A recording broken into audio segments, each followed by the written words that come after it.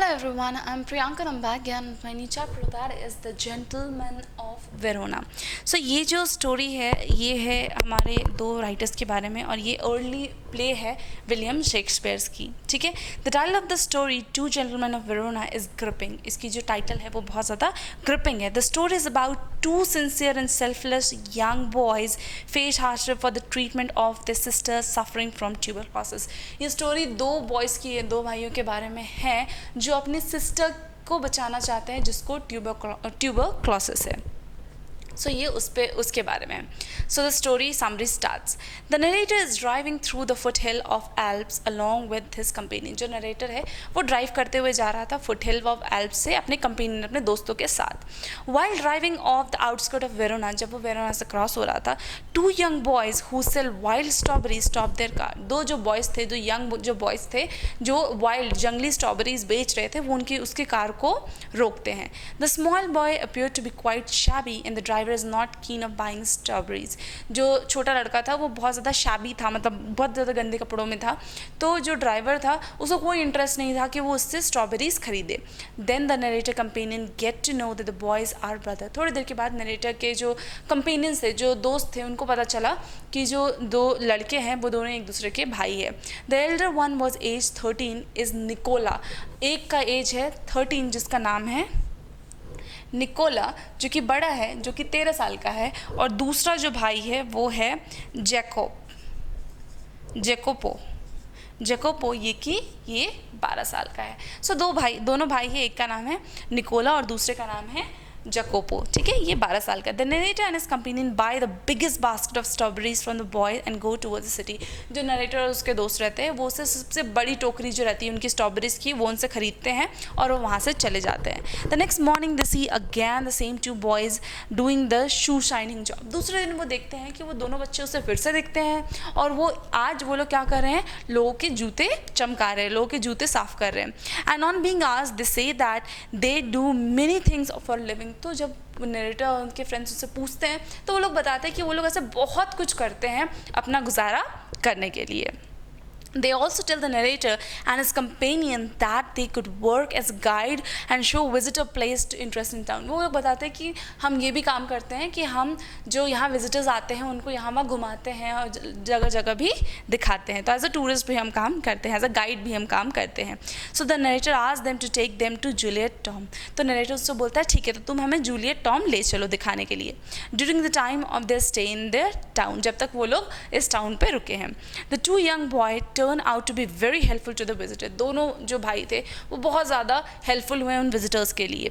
Then the boys are found with a bundle of unsold newspaper and ready to sell them when the last bus arrived one night. फिर वो देखते हैं next day कि जो दोनों भाई हैं अब वो मिलके न्यूज़पेपर के बंडल्स बेच रहे हैं। The narrator then talk to them and ask them why they are working so hard. फिर नरेटर उनको देखता है और बोलता है कि तुम लोग इतनी मेहनत क्यों कर रहे हो।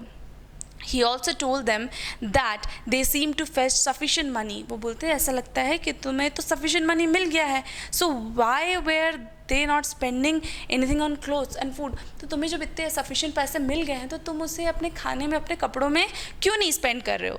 Nicola tells him that they had something in their minds but he did not elaborate it. वो बोलता है कि हमारे दिमाग में कुछ है लेकिन वो elaborate करके नरेटर को नहीं बताता है। Jacopa then requests the narrator to drop them in his car to the village Polenta. This is about 30 kilometers away. जब जेकोपो रहता है वो नरेटर को रिक्वेस्ट करता है कि क्या वो उसे अपनी कार, मतलब क्या वो उनकी कार में जो मतलब नरेटर के पास जो कार है क्या वो उसे वहाँ, मतलब क्या वो उन लोगों को वहाँ से ड्रॉप कर देगा पोलेंटा तक, जो कि वहाँ से 30 किलोमीटर दूर है। He request him and says that it would be great favour. वो बोलता है कि अगर आप ऐसा करोगे तो ये बहुत ज़्यादा ग्रेट फेवर रहेगा हमारे लिए।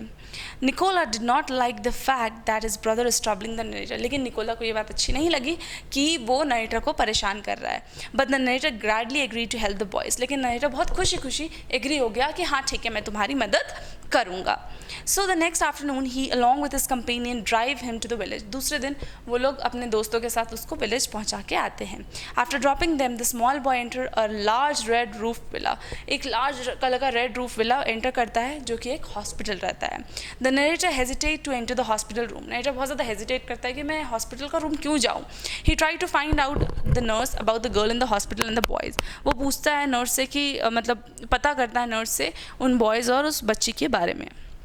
Later the nurse tell him that Lucia is a sister of these two boys. उसकी जो बहन है उसका नाम क्या है? Lucia.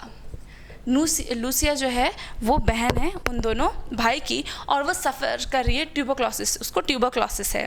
So she also mention that a bomb destroyed their home during the war. और ये भी डिस्क्राइब करती है कि जब बॉम्ब अटैक हुआ था तो उस वॉर में इनका घर तबाह हो गया था, ख़त्म हो गया था. After even their father a widower had got killed during the early part of war. और उसके जो पापा थे उसकी भी मौत हो गई थी. When he died his 3 childrens were left to starve. और जब वो मरे तो उसके पूरे बच्चे अनाथ हो गए और वो भूखे मरने लगे. She told the narrator that the boys always started hating the Germans. अब जो बॉयज़ है वो हमेशा जर्मन से नफरत करते हैं. Who came to rule the city and even became a part of residence movement. Once the war was over, जैसे ही वॉर ख़त्म हुआ, Lucia got affiliated with tuberculosis. Lucia को tuberculosis हो गया and the boys had to admit her in the hospital. और वो बच्चों को, गर्ल को हॉस्पिटल में एडमिट करना पड़ा. So they have been trying their best to make a payment regularly to the hospital. तो वो दोनों बहुत मेहनत करते हैं ताकि वो लोग हॉस्पिटल का पेमेंट जमा कर सके. The narrator waited outside the room. He did not say anything to the boys. narrator बाहर रुका रहा, उसने बॉयज़ से कुछ भी नहीं बोला.